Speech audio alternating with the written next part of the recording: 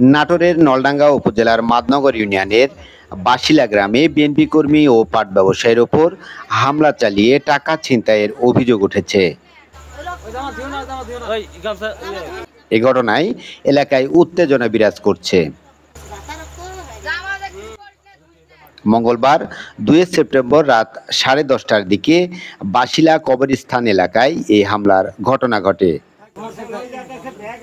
আহতরা হলেন স্থানীয় বিএনপি কর্মী খালেক কাজী ও পাট ব্যবসায়ী আনসার শাহ। গুরুতর আহত অবস্থায় তাদের নাটোর সদর হাসপাতালে ভর্তি করা হয়েছে।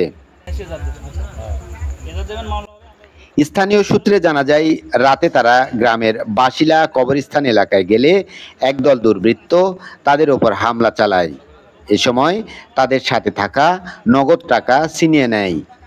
পরে স্থানীয়রা উদ্ধার করে হাসপাতালে পাঠায়। খবর পেয়ে পুলিশ ঘটনাস্থল পরিদর্শন করেছেন।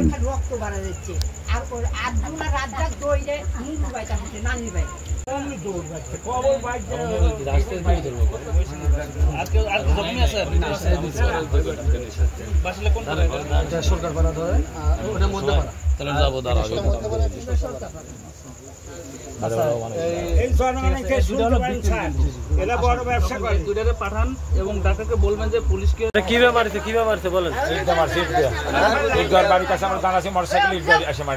আপনার থেকে টাকা পয়সা ব্যাগ ভর্তি টাকা ছিল, 5 লাখ। 5 লাখ? হ্যাঁ, 5 লাখ। 5 লক্ষ? হ্যাঁ, 5 লক্ষ। আচ্ছা, আপনি কি করেন? আমি ব্যবসা করি পাটের, লাইসেন্স মতো আমার আছে। পাটের ব্যবসা?